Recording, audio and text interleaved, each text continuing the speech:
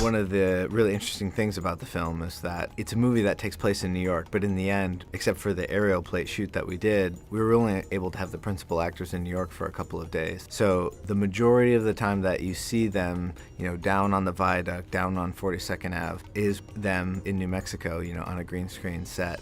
What was very clear from the outset was that we weren't able to shoot the action as we were watching it in the animatics, and that we were going to have to create a CG playground around the stock tower, which effectively covered about 20 square blocks. There's quite a few restrictions about shooting in New York and where you can get road closures and where you can set off pyro, which isn't very much, and you also have a lot of restrictions around where you can take a helicopter and do filming. You can't get below 500 feet above the tops of any buildings. What made this project different for us was just the volume of data that we knew we would have to capture.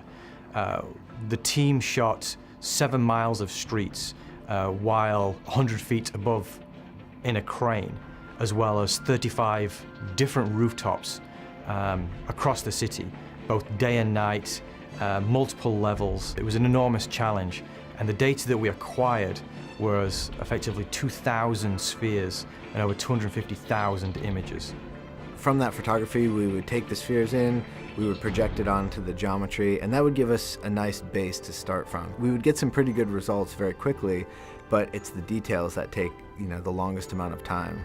We'd have to go in and paint out all the trees and all the cars and all the people that are supposed to be moving, and everything that sticks out from the building would have to be painted out as well. So there are a sequence of shots early in the movie where we're flying with Iron Man through New York at nighttime, and that presented us a bit of a different challenge because we knew, because we were flying so close to the buildings, we would have to see inside those buildings and see offices.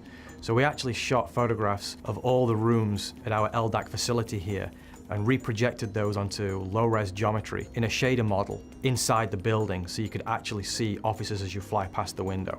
Then down on the ground is where we had the most work in terms of recreating New York. We put back in trees, we put back in awnings, cop cars, cabs, traffic, little construction pipes with steam coming out of them. In all, we had about 190 assets that we were repopulating New York with, right down to the sandwich boards on the street corners. And I think that was the real key, in terms of creating New York, is you just need so much variety.